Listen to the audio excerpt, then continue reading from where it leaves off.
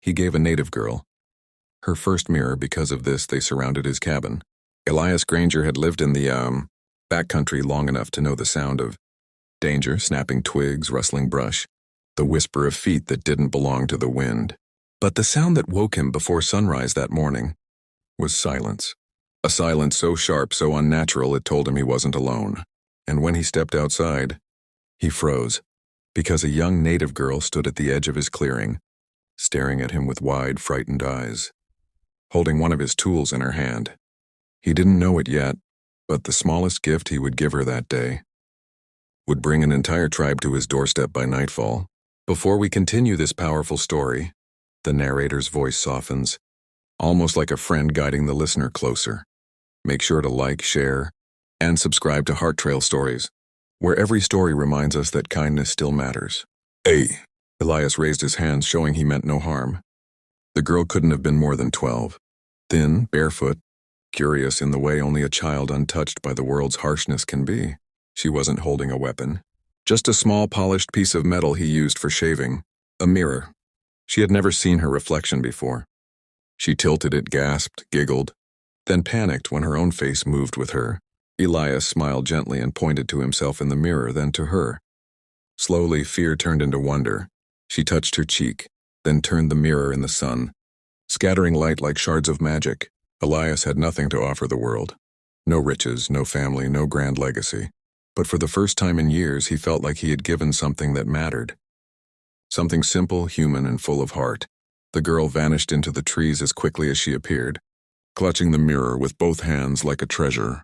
Elias didn't think much of it. Not until that night. Near dusk, as the sky bled orange and purple, Elias felt the woods tighten around him again. This time the silence didn't just whisper, it surrounded him. He stepped outside cautiously, and his breath left him. 20, maybe 30 Apache braves stood in a circle around his cabin, unmoving, watching. For one terrifying moment, Elias thought he had committed an unforgivable mistake. Then someone stepped forward, the girl's father.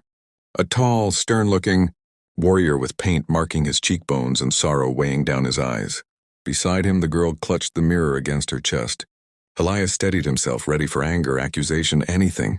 Instead, the warrior spoke softly in broken English. "My daughter." Smiles again. Elias blinked.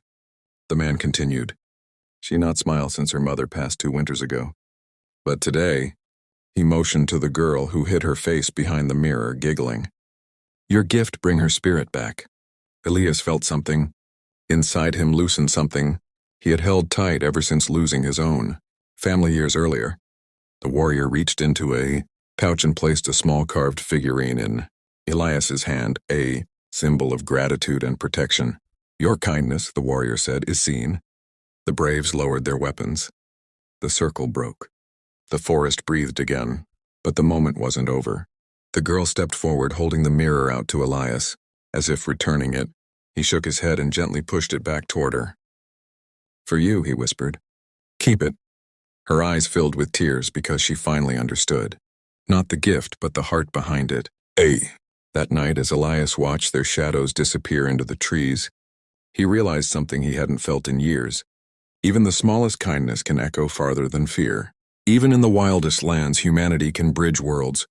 He looked at the carved figurine in his hand, 2 figures standing side by side.